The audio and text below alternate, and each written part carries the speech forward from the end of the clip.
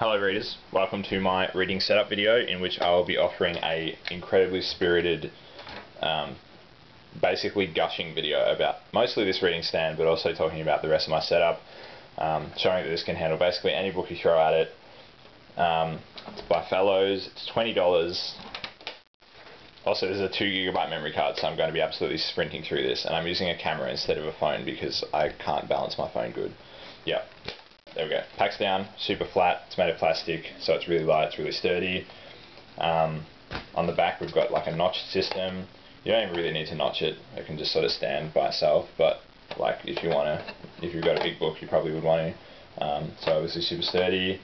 Some little rubber things on the back there. That front bit folds down. You've got these claws that hold the book inside. I also clamp a reading light to it, just so you've got a balanced page. Or balanced lighting on the page.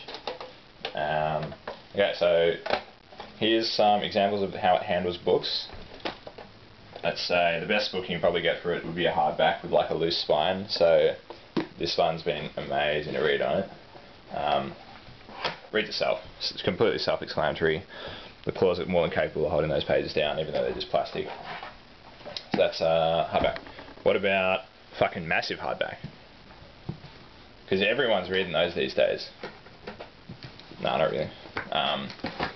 You know, if it's a book like that, it'll handle it. Like the weight of itself will just hold it down, even though the claws can't get to it because they're too shallow in. Like, yeah, reads itself. What about a cookbook? Why the fuck are you reading a cookbook in bed? But no, that's a common misconception that no one really thought, I'm sure. I use this in bed a lot, but it's great on tables. It's great on your lap when you're reading in a chair. You can just put a pillow on top of your lap and then that on top, and it raises up to a great height. There's a hardback. Again, the weight holds itself. But I'm hearing people saying, Liam, hardbacks make up but a small amount of books published these days. And I'm like, you're right, here's a paperback. I wouldn't say this is a super loose spine, but I think it can handle it okay. Like, I usually would get a bulldog clip involved at this stage. That's the one like thing you need to add, really. Or maybe 2 bulldog clips to make it basically any book readable on the stand. So, say if it was complaining a bit, here's a paperback with a really tight spine. So, you know, just imagine you're sitting down to read Spelunky because you play the game all the time and you think it's really underrated and no one gives a fuck about it, really, or as much as they should. And you're like, oh, the claw, the claw, it's just too weak. Look at that. And, you know, it probably will stop being able to handle pages eventually. So what you do then is just grab a bulldog clip, just pin the pages you've read, like the first 3, like even, and just taking the weight off that claw with the bulldog clip is like really all you need. And then as you keep reading, like, you don't have to do it every page, but every like 5 or 10, you just sort of go like that, clip them down, and then you'll be able to make your way through the book no problems. For completeness sake, here's a paperback magazine thing. I bought this because I was scared of dying, and then I read it, and I was actually a lot less scared of dying.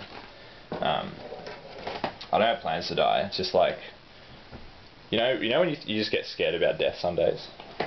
Anyway, this will fix that, and this stand will be a invaluable passenger on that journey with you. So, yeah, so it can handle anything you want. The only thing I will say is if you get an absolutely fucked up book that's so tightly bound on the spine, you can get a second bulldog clip and clip its cover on both sides. I've done that. I can't remember what book it was. And if it's really just, I haven't actually come across a book I can't handle, but like, I don't know, I kind of believe books are meant to be read, so I wouldn't really have a problem just like reefing the spine back a couple of times, which would probably help with this book. Yeah, last bit of tech that it can help you out with is if you're reading a big book and you like want to list the names by its side, there's plenty of real estate to do that. There's even plenty of real estate to get like a small notebook involved on the side, which I usually do for like words I don't understand. So here's a little quick vocab test. If you know any of these, what any of these words mean, you're smarter than me. And yeah, basically if I can encounter them, I'll write it down with this pen that I've taped to my lamp. Yeah, you can fully understand this is 2 gigabytes memory RAM. No one speaks this fast, but I'm just... yeah, so this is tied to my lamp because I got annoyed. I'd always not have the pen on my bedside table. I'd be like, where the fuck's the pen? And I'd also just get annoyed having to roll over and grab it when I'm lying down in bed. So it's good being able to just yeet it down that hole, and then when I need it, I just reach over, reel it in, and you've got yourself a pen. I just keep this like near me as well. What's the other tech I use? I feel like that's about it. Okay. So I'll do a little role play on reading. This is never before seen footage. This is what it's like to be me and read with this stand. I will mostly use it lying down on my back. So here's my medium profile pillow that my head goes under. Here's a really soft one. I'll be like, time to read. And then I'll come down, put that soft pillow on my belly, put the stand on my belly, and yep. And you're off. You don't even need to hold it. You have your arms neutrally by your side, above your head, wherever you want. The pillow raises it up to a good height. That is really all there is to it. It's just so comfortable. You don't ever get tired of hands. Even if the book's like a tightly bound one, you don't have to fucking reef it across just to hold it open. So yeah, I probably spent 300 hours reading on this thing, and that's the condition it's in. The claws have got a little bit less strong over those hours. Like I'd say if I tried that this really tight one on a freshly bought stand, it would handle it okay. But as it gets older, you just need 2 bulldog clips.